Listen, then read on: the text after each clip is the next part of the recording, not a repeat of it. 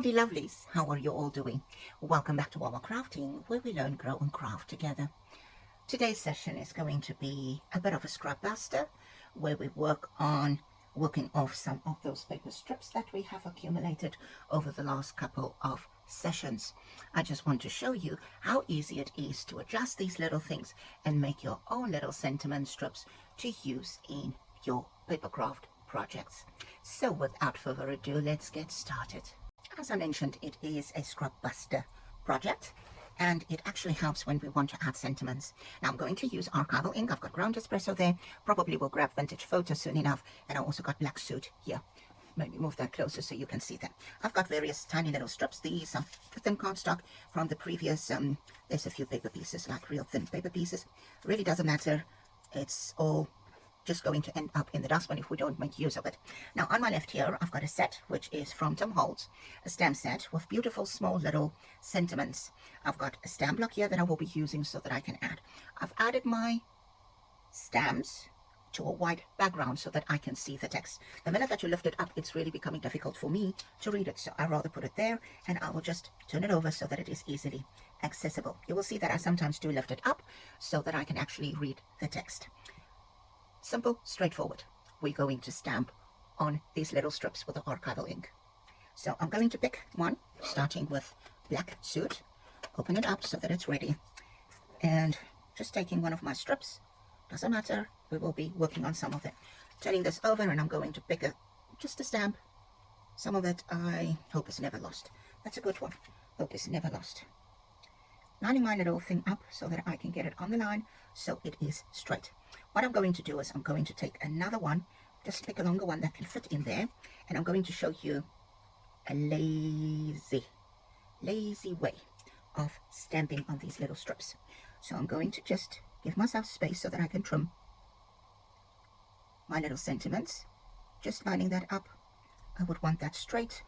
The two are now not lined up, which is not in all an issue, but I do want to just straighten it out, sort of. So stamping this up, and I'm using Archival ink in Black Soot because I don't know if I want to color this, and if I use distress ink it will react with water. So if I use Archival ink, it should be fine. Now this might be upside down, but it doesn't matter. So now I'm going to just, the one is upside down, the other is not, but just place those two stamps sort of in line with the little paper strip, and there we have it. So we can do another one, maybe this one at the end, and I will sit and cut this at some stage, whether I want to do little tails, fish tails or not. And there we have three already. Now a piece of paper, same thing, just stamp. This will fit in, and we can do the same thing. I'll do one or two more of this, and then I'll change the stamps. That way you've got a variety, and it does not take forever to get this stamped. Another one. Yes, there's a bit of skewness, but it doesn't matter. We can truly get that trimmed without too much hassle. So we've got a few of those now. Change the stamps. What I'll do is I'll just put it to one side so that I know I have used those already. That's just my brain. That doesn't work like a normal brain. You can do whatever works for you. Let's pick another one. Again, just line this up. Turn over will be better. Creativity takes courage. That is so true for us. And again, lining this up with a line so that we know it's sort of straight. This end is not straight, so I'll just adjust that for a moment. And let's get stamping. Ink that up. You can press it to the stamp pad, or you can bring the stamp pad to the stamp. And there we have it. Just take a look, see if it is straight enough for you. If not, you can just straighten it. I think this one needs a tiny little bit of an adjustment. And now I keep on making it more skew. All right. I'll just stamp the first part because it won't all fit in there. And then I can sit and just cut those out, and you've got some beautiful sentiments to use whenever you need it for your projects, especially on tags, your journal cards, somewhere on a page. It can be used anywhere. I'll just use this back stamp again because I've done 2 of the creativity already. So I just keep track of it like that. So I've now stamped over that, but it doesn't matter because there's still ink on there. This is a strip of cardstock, still usable.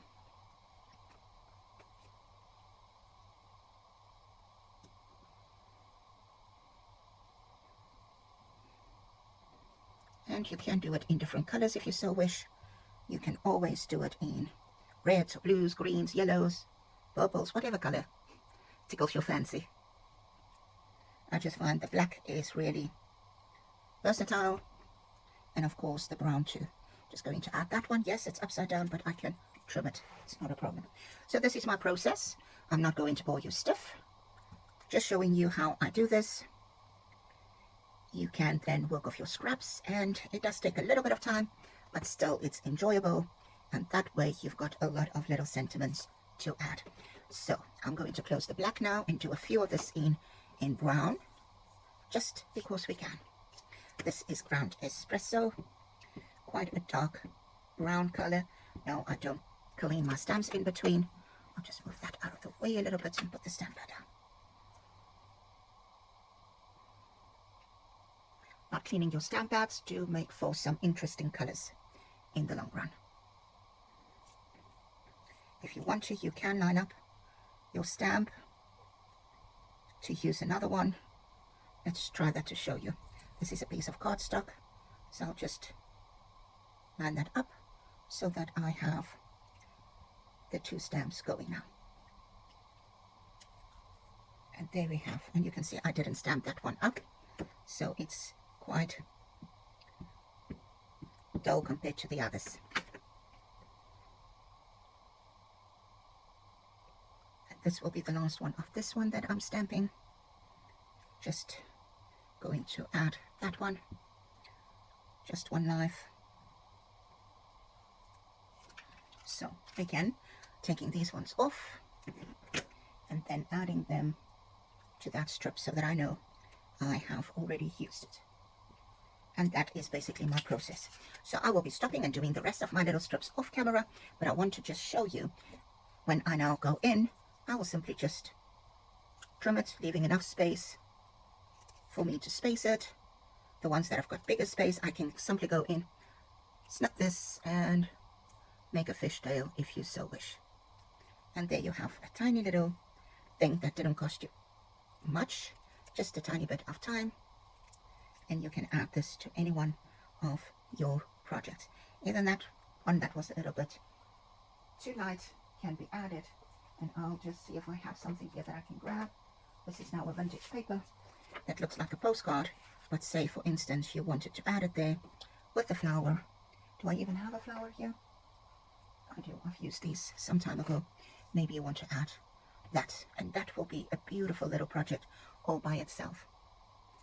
I hope you will have some idea now what you can do with your scrap pieces. Yes, I don't always keep all of them if they're getting too many and overwhelms me, or I know for certain I won't have time to work it off. I will then just throw it away, because we do have these little strips quite often when we are working on our projects, especially if you print your own digitals. There's always that white border around it when we print it. Thank you for joining me. Please go try this for yourself. If you do, tag Wawa Crafting on social media. If you want to see more tips and tricks content like this, give me a thumbs up. I'll appreciate it if you subscribe to my channel too. If you haven't done so yet, please hit that notification bell so you can be notified whenever I upload new content. See you back soon. Goodbye.